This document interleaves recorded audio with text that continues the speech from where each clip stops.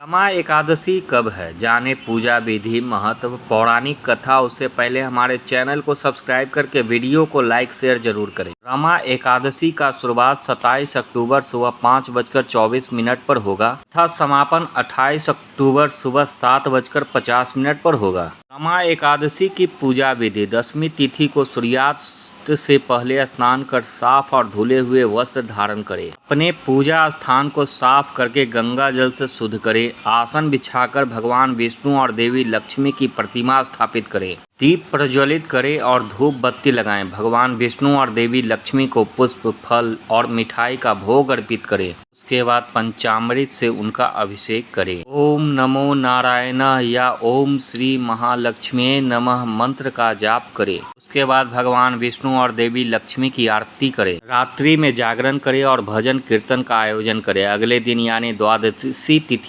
तिथि पर सूर्योदय के बाद पारण कर व्रत का समापन करें। पौराणिक कथा के अनुसार एक बार देवर्षि नारद भगवान विष्णु के धाम क्षीर सागर में पहुंचे। भगवान विष्णु उस समय देवी लक्ष्मी के साथ विश्राम कर रहे थे।